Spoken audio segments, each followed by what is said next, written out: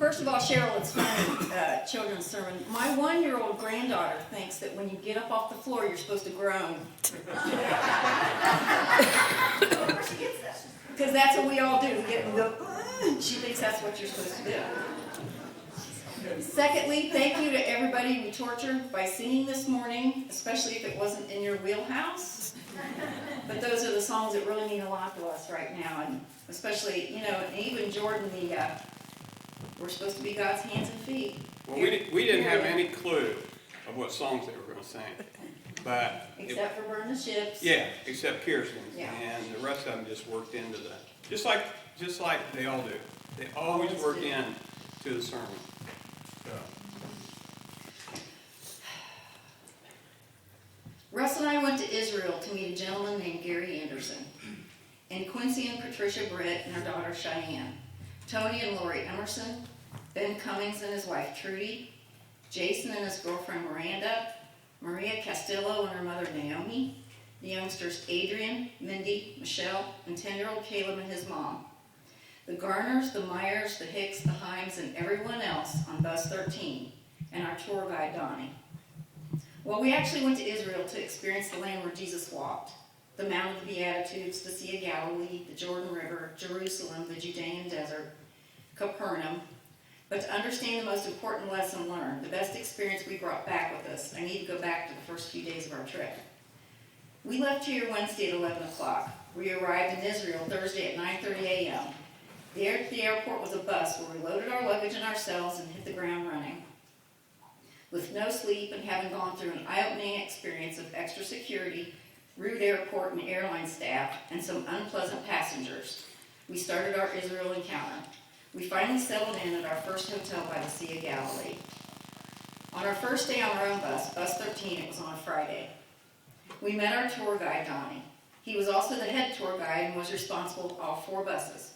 So we had to take a lot of phone calls over the week, making sure we stuck to the schedule, that all buses were aware of schedule changes, finding out people from our bus were left behind and picked up by another bus.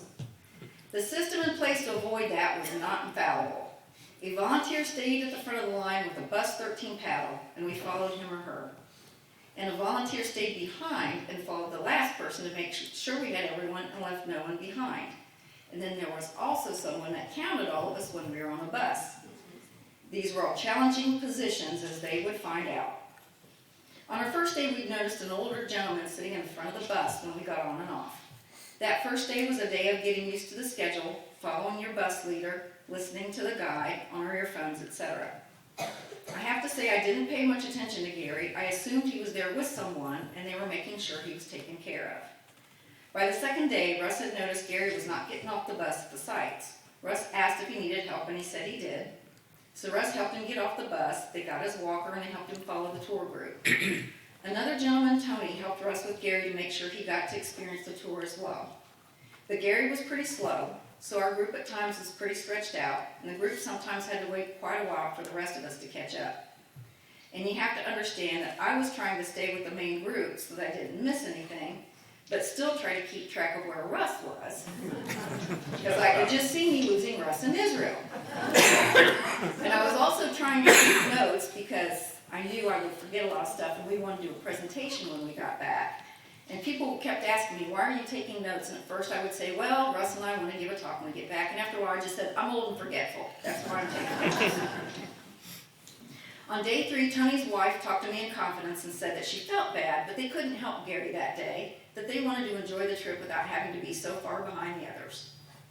I told her that's fine, I completely understand, but I knew Russ was not about to leave Gary behind. But another couple in our group had paid to rent a wheelchair for Gary so we could get him around quicker. Some places we could take the wheelchair and keep up pretty well. There were others that had rockier terrain or too many steps and we couldn't use the wheelchair. But if Gary was up for it, we did our best to get him there. We ate dinner and breakfast with Gary several times. Now Gary was an interesting guy who'd had a rough life. His wife had died of cancer several years ago. They had adopted 2 sons, both of which apparently were taking advantage of him in his older years. He more or less traveled to get away from his everyday life. He was only 76, but he looked and seemed much older. He was traveling to all the places he had always wanted to go with his wife and wished he had while she was still alive. He had been to the Panama Canal just before the Israel trip, and he had another trip planned for early 2020. He had suffered through mental illness in his life, and the treatments that he had undergone had long-lasting effects on his health. He has diabetes and renal failure, and they'd given him a report to start dialysis, but he hadn't started yet. You would ask how he's feeling, and he would tell you that he never really feels all that great, but he's grateful to be alive. And this man is traveling by himself everywhere he goes. Day 4 is when the magic begins. Russ is still helping Gary, and here comes Jason and his girlfriend Miranda to help. They're from Texas, they're young and energetic, and we were glad to get the help. Others would pitch in now and then to help Gary in the bathroom, offer to eat dinner with him, get him on and off the bus. But Jason had started taking over, getting Gary from here to there, and he seemed to be enjoying it. After getting to know them, we discovered Jason was Russ's son. He was just like Russ. He's self-employed, driven, and always working to get more business. And if he knew you wanted a Coke, he would run to get a Coke before he could buy one, and then he'd buy one for everyone else too. Quincy and Patricia, also Texans, were also pitching in to help Gary. One morning, Gary came down to the lobby with no socks. I asked if his feet were cold. He claimed they weren't. We all knew this was supposed to be a day where we were going to places windier and colder.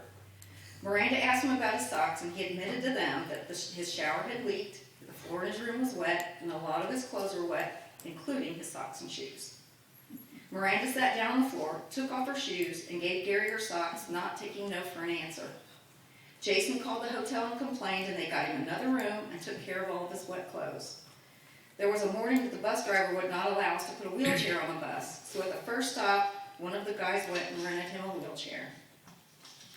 You have to also understand that our tour guide, Donnie, was getting quite aggravated with the contingent that was always lagging so far behind to help Donnie. On our earphones, we would hear him complaining about how far behind some of us were. We had discovered after talking to Donnie one day that Gary reminded him of his own father and the difficulties he had the last few years of his life. However, instead of making Donnie more compassionate, it seemed to have the opposite effect. One morning, we were told that Gary couldn't walk as far as we were walking. It was too narrow for a wheelchair. But we insisted Gary go at least as far as he could, and there were a few people that didn't go in the caverns that day, so they stayed behind with Gary. Jason got aggravated one day and had words with Donnie. He told him that Gary had paid for his trip, just like the rest of us, and he should be able to experience what we were. Lo and behold, the last few days of the trip, they hired someone to get Gary from the bus to the sites and back to the bus, help with his meals and restroom breaks. But the other guys still checked to make sure Gary's enjoying the trip and getting fed. First thing we did on the bus every morning after leaving the hotels, we would pray for safe travels. Russ was one of the first to volunteer, and he was teasing Jason about being the one to pray. Jason confessed he'd never prayed out loud and probably never would. The last day, Jason raised his hand and asked to do the prayer. We were shocked, amazed, and touched, and his girlfriend couldn't believe it. The Brits were there with their daughter Cheyenne, a freshman in college. They told us how shy she was, especially around adults. By the end of that trip, she was helping with Gary, teasing with Russ, and calling him Grandpa. We met 10-year-old Caleb, who was on the trip with his mother. She, of course, was protective of him and wanted him to go with her even to the restroom. He was uncomfortable at the changing stations at the Dead Sea and the Jordan River because they were separated, obviously, by gender. By then, we'd become buddies with Caleb and his mom, and she had become to trust us, so Russ made sure he was safe going to the changing rooms and to the restroom. And if Caleb wanted to go somewhere his mom didn't want to go, he went with us. Adrian, also a Texan, had volunteered to be the paddle person at the back of the line. After a few days, I asked her if she regretted it, since the back of the line was pretty far back sometimes. She told me absolutely not. It had been a blessing to her to get to know Gary. A couple of other young ladies on the trip that had volunteered to help in any way they could. Gary couldn't make it down to the Jordan to get baptized, so Russ took water to him so that he wouldn't miss all of the experience. It was awesome going to Israel and walking where Jesus walked. It was just as awesome to see a group of people come together to help any way they could. We became so close to the Texas contingent that we were trying to find an event halfway from here to there so that we could all meet again and enjoy each other's company. And all of Bus 13 plans to sign up for the 2021 Caleb Cruise so we can see each other again. And before we even left the trip, we'd already started a Facebook page called Bus 13 Israel Encounter. And we all chat now and then, and I told them that we were doing a sermon today about our trip, and they just all got so excited and thought that was an awesome idea. The biggest takeaway Just being a Christian does not make you kind, compassionate, or caring. I counted on the fact that other people would pitch in to help, but I was surprised that everyone didn't at least try to do something. We sat and ate with Gary the first few days so he wouldn't be alone. I think maybe that broke the ice because after that, people made sure that Gary was included in their meals. Our final evening, we had eaten an awesome meal and enjoyed a concert in the Judean desert. We got off the bus at our hotel, said goodbye to our guide, Donnie. He confessed to us that he was aggravated by the delays and now insisting that we include Donnie in everything, but that he had never seen such an outpouring of compassion and kindness such as that for one person, especially a stranger. Our response: you treat others the way you want to be treated. Seems pretty simple. And I have to say that when we were in Sunday school class today, we were talking about, making resolutions and how we all seem to make the same empty resolutions year after year. Silly things like going on a diet and exercising and stuff like that.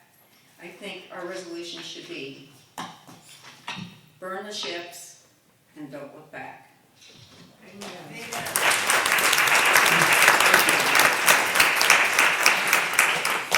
She didn't cry through that. I wasn't looking at you. Yeah. I guess to put this thing into perspective for all of us, I'm going to have Susan read the John scripture again. We said here, this world is so busy anymore. And even in church, we see the hectic movement of the church and of the people. I mean, it seems like we don't have time for anything. And that was one of the things. It was one of the things that this Israel trip, I guess, taught me and Susan, that the Lord's not always looking for the fastest thing, not always looking for to be just fast paced. He's wanting us to slow down, back up, and think about Him. And I guess that's what my message is for today. I just want us to slow down a little bit. I want each one of us to realize that there's a person sitting in one of these seats that is having a bad day. And that person needs a hug. Or that person needs a kind heart word. And we don't know who it is. But if we, as followers of Jesus Christ, we sit here and show compassion like the Lord did for us. I mean, I keep thinking about when He's hanging on the cross and He could have got off. He could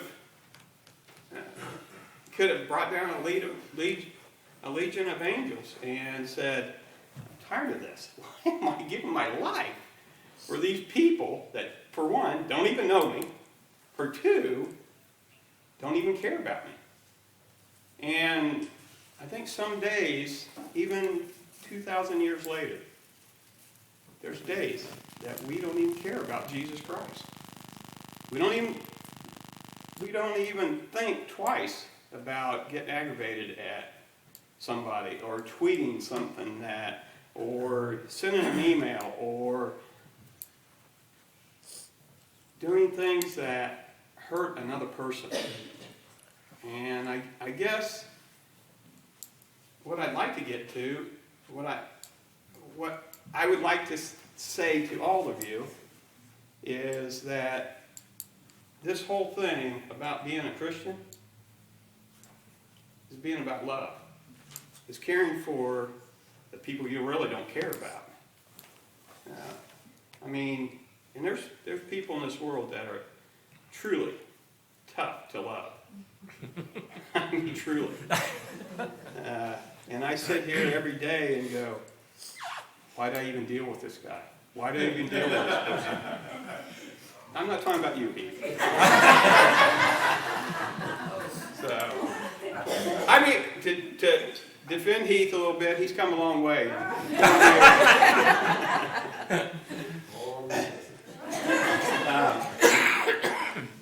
But the thing that I want to bring to everybody's attention is everybody's got a kind heart.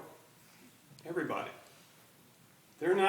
You aren't born being stubborn, being ugly, being unlovable. You aren't born that way. And sometimes society and the people next to you, I think, create some of that. And I think that if we, as Christians, followers of Jesus Christ, I like to say, that Christian word, I think, is used a little loosely sometimes. But if you say you're a follower of Jesus Christ, I think it means something. I think that when we read Scripture and it talks about Jesus' love and God's forever forgiveness, that there's something there. There's something tangible.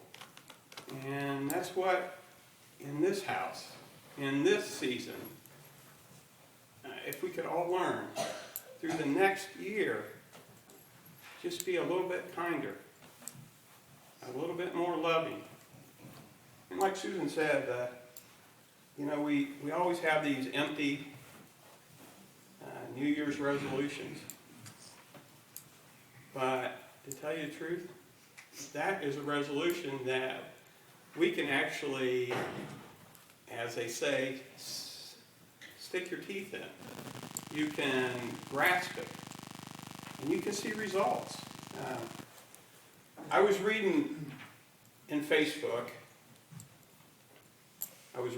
Facebook in Karen and Cliff's page, and there was this, I really don't know how old he was, but how old was he? He has to have been a teenager.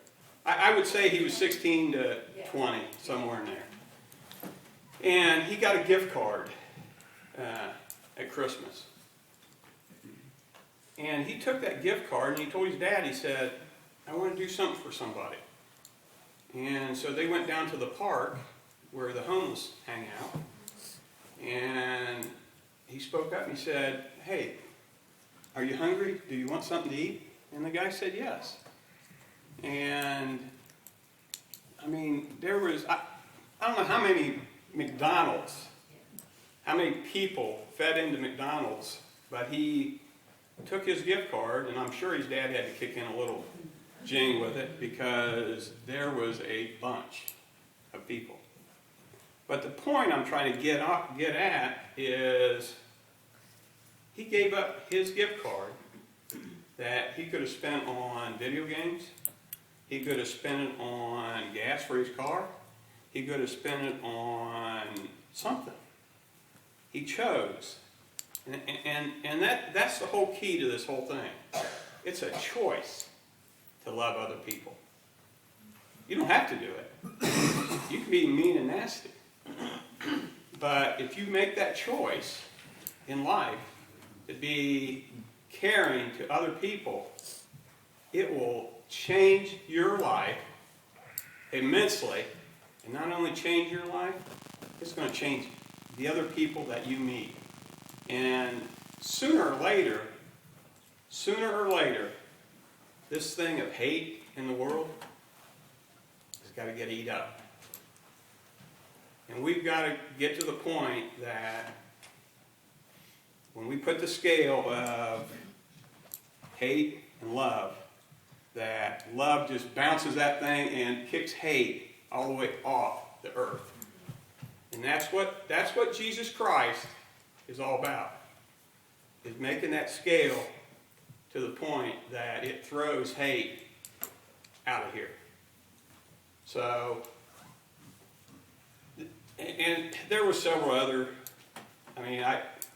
unfortunately, I got some of my stuff off Facebook, got some of my stuff off the internet, But the thing is, what's the things that I read on the internet, some of them are terrible.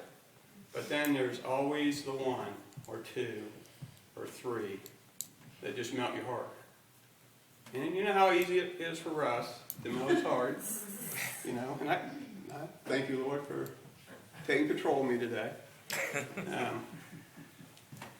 I just want to get to that point and conclude this thing with, let's go out this season. Let's go out this year into 2020 and show compassion, show respect, show love, and caring for every person in this world, no matter if they're different from you or they're like you.